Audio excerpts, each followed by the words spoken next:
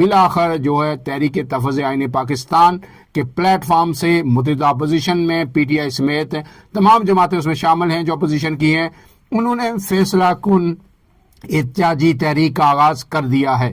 جمعے سے اس تحریک کا باقاعدہ ملک کی آغاز ہو جائے گا، اور اس میں جناب آج محمود اچکزئی اور بیرسٹر گور نے میڈیا سے گفتگو کی۔ محمود اچکزئی کی گفتگو آپ کے سامنے رکھ دیتے ہیں۔ انہوں نے واضح طور پر کہا کہ جمعے سے ہم تحریک کا آغاز کر رہے ہیں، ہم احتجاج کریں گے لیکن پرامن احتجاج ہوگا، کوئی ایک پتھر بھی نہیں ماریں گے، لیکن انہوں نے یہ کہا کہ ہم نے آئین کی بالادستی کی جنگ لڑنی ہے، ہر صورت لڑنی ہے، اور پارلیمنٹ ہی طاقت کا سرچشمہ ہوگی۔ اس کے ساتھ ساتھ جناب انہوں نے یہ کہا ہے کہ تمام صوبوں کی معدنیات پر پہلا حق جو ہے اسی صوبے کا ہوگا۔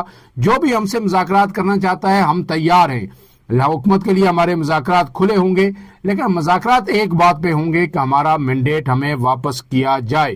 ہم عدلیہ کے ججوں سے درخواست کرتے ہیں کہ آپ ایک قلم سے اس سب کو فارغ کر سکتے ہیں۔ انہوں نے کہا ہے کہ کوئی قیامت نہیں آ جاتی اگر اسمبلی کا اجلاس ملتوی کیا جاتا۔ اسلام آباد میں دھماکہ ہوا، خودکش دھماکہ ہوا، قیمتی جانیں ضائع ہوئی، لیکن اس کے باوجود یہ اجلاس ملتوی نہیں کیا گیا۔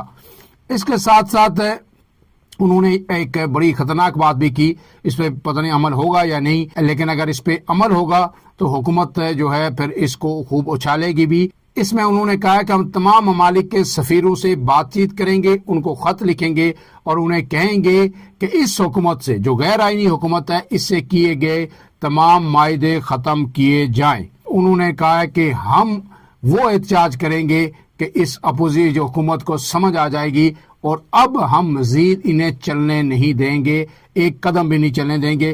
بیرسٹر گور نے بھی جو ہے گفتگو کی اور انہوں نے کہا کہ ہم عدلیہ کی آزادی کو یقینی بنائیں گے، عدلیہ کی اصلاح لازم ہے لیکن ججوں کے ساتھ اپنایا گیا رویہ قابل قبول نہیں ہے۔ اب یہ جو خبریں آ رہی ہیں جو ہیں یہ جو ہے تشویشناک اس لیے ہیں کہ اگر ملک میں ایک طرف دہشت گردی کی جنگ جو ہے شروع ہو گئی ہے، دہشت گرد حملے ہو رہے ہیں ملک کے اندر، اسلام آباد تک خودکش حملے ہو رہے ہیں، اور پھر ایسے میں اپوزیشن اگر تحریک شروع کر دیتی ہے تو ملک کے اندر جو ہے ایک انارکی کی صورتحال پیدا ہو سکتی ہے۔ اگر اس طرح کا کوئی واقعہ جو خودکش حملہ اسلام آباد کے اندر ہوا اس تحریک کے دوران، احتجاج کے دوران ہوتا ہے تو پھر اس کے بھی سنگین نتائج سامنے آئیں گے۔